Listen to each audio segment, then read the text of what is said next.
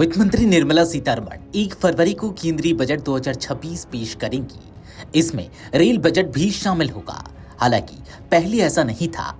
वित्त वर्ष 2016-17 तक केंद्रीय बजट से कुछ दिन पहले रेल बजट अलग से पेश होता था। 2016 में रेल मंत्री रहे पीयूष गोयल ने आखिरी बार रेल बजट पेश किया था। बता दें कि वित्त वर्ष 2016-17 तक रेल बजट और आम बजट को अलग अलग पेश किया जाता था। वित्त मंत्री अरुण जेटली ने पहली बार वित्तीय वर्ष 2017-18 में रेल बजट और आम बजट को एक साथ पेश कर 92 साल से चली आ रही प्रथा को समाप्त किया। पहली संसद में 2 बजट पेश किए जाते थे, एक रेल बजट और दूसरा आम बजट। भारत सरकार ने 21 सितंबर 2016 को आम बजट के साथ रेल बजट के विलय को मंजूरी दे दी।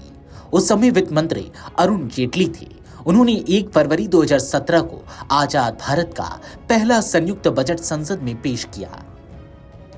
बता दें कि वित्त मंत्री निर्मला सीतारमण 1 फरवरी 2016 को बजट पेश करेंगी। इसमें रेल बजट भी शामिल होगा।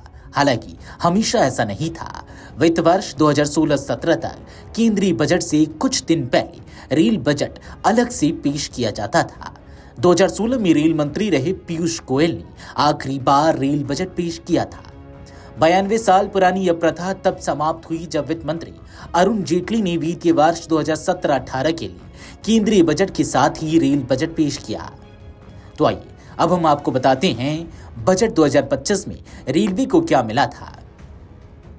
भारतीय रेलवे के लिए वित्तीय वर्ष 2026 के लिए केंद्रीय बजट में 2.55 लाख करोड़ रुपए का आवंटन किया गया। यह राशि वित्तीय वर्ष 2025 के लिए आवंटित राशि के समान है। आम बजट में रेलवे को लेकर कोई नई घोषणा की बजाय पहले की घोषणाओं को पूरा करने पर जोर दिया गया। भारतीय रेलवे के लिए वित्त वर्ष 2026-27 बदलाव का बड़ा पड़ाव साबित हो सकता है। आगामी बजट में रेल मंत्रालय को 2.70 लाख करोड़ से 2.80 लाख करोड़ के बीच ऐतिहासिक आवंटन मिलने की उम्मीद है। सरकार का फोकस नई घोषणाओं तक सीमित नहीं है, बल्कि वेटिंग लिस्ट के पुराने संकट को तकनीकी नवाचार से खत्म करने पर है। रेल मंत्री के 52 हफ्तों में 52 सुधार के फॉर्मूले की झलक बजट के हर प्रावधान में स्पष्ट रूप से दिखाई देगी। तो आइए अब हम आपको बताते हैं बजट 2026-27 में रेलवे के लिए क्या उम्मीद है। यात्रियों की लंबी दूरी की यात्रा को आरामदायक बनाने के लिए बजट में कई सौगातें छिपी हैं। जून तक 8 नई स्लीपर वंदे भारत चलाने का लक्ष्य है, जबकि पूरे वर्ष में ऐसी 12 ट्रेनों की सौगात मिल सकती है। मध्य वर्ग के यात्रियों के लिए अमृत भारत ट्रेनों का विस्तार जारी रहेगा। मार्च तक अमृत भारत का नया वर्जन 3.0 पूरी तरह एसी कोच के साथ लाने की तैयारी है। इसके लिए इंटीग्रल कोच फैक्ट्री तेजी से रैक तैयार कर रही है। 2 वर्षों में वेटिंग लिस्ट की समस्या कम करने के लिए रेलवे अतिरिक्त कोच और नई पीढ़ी की ट्रेनों पर जोर देगा। बजट में ट्रैक दोहरीकरण, नई लाइनों के विस्तार व इंजन निर्माण के लिए पूंजीगत व्यय में बढ़ोतरी होगी।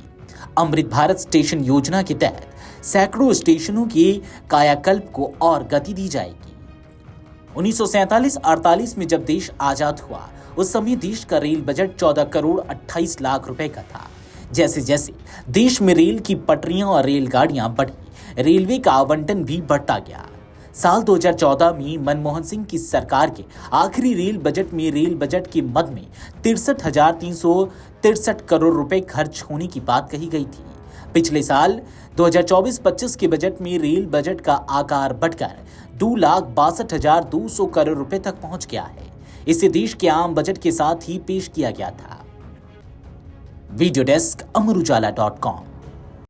अगर आप ये वीडियो YouTube पर देख रहे हैं तो हमारे चैनल को सब्सक्राइब कर बेल आइकन दबाएं और Facebook पर देख रहे हैं तो हमारे पेज को लाइक करें।